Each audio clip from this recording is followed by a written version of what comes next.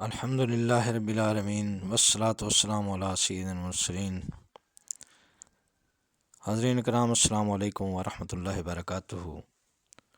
ہمارا آج کا موضوع ہے زنا کاروں کا انجام۔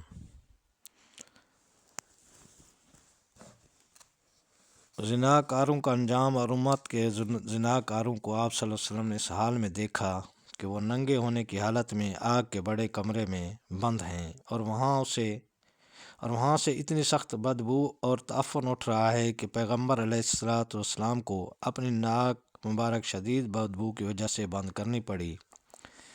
آپ صلی اللہ علیہ وسلم کو بتایا گیا کہ یہ لوگ زناکار مرد عورت ہیں اور یہ شدید ناقابل برداشت بدبو ان کی شرمگاہوں سے آ رہی ہے۔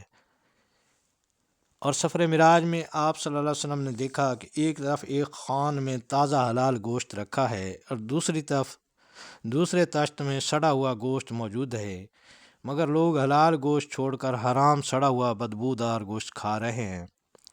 ان لوگوں کے بارے میں پوچھنے پر معلوم ہوا کہ یہ وہ لوگ ہیں جو حلال راستہ کو چھوڑ کر حرام طریقہ اختیار کرتے ہیں۔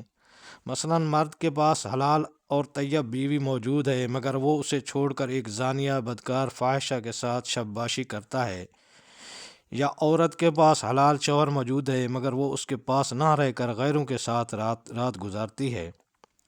اور آپ صلی اللہ علیہ وسلم نے کچھ عورتوں کو دیکھا کہ وہ اپنے پستانوں کے ذریعے لٹکا دی گئی ہیں اور وہ چیخ و پکار کر کے اللہ سے فریاد کر رہی ہیں۔ ان کے بارے میں بتایا گیا کہ یہ بھی زناکار عورتیں ہیں۔ اسی طرح آپ صلی اللہ علیہ وسلم نے دیکھا کہ ایک سیاہ ٹیلا ہے جس پر کچھ مخبوط الحواس لوگ موجود ہیں۔ ان کے پیچھے کے راستہ سے دیکھتی ہوئی آگ ڈالی جا رہی ہے جو ان کے جسموں سے ہو کر منہ، ناک، کان اور آنکھوں کے راستہ سے خارج ہو رہی ہے۔ اس ہولناک عذاب میں مبتلا لوگوں کے بارے میں پوچھنے پر یہ معلوم ہوا کہ یہ لواطت کرنے والے یعنی مرد ہو کر مرد ہی سے جنسی خواہش پوری کرنے والے غلیظ لوگ ہیں۔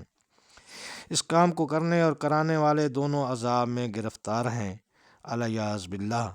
اللہ تعالی ہم سب کو برے کاموں سے بچائے اور کیے گئے گناہوں کی معافی مانگنے کی توفیق عطا فرمائے، اور اللہ تعالی ہم سب کی توبہ قبول فرمائے، اور اللہ تعالی نیک کام کرنے کی سعادت نصیب فرمائے۔ اگر آپ کو ہماری ویڈیو پسند آئی ہو تو برائے مہربانی اس کو سبسکرائب کر دیں اور بیل آئیکن کا بٹن دبا دیں تاکہ آنے والی ہر ویڈیو آپ تک آسانی سے پہنچ سکے۔ السلام علیکم ورحمۃ اللہ وبرکاتہ۔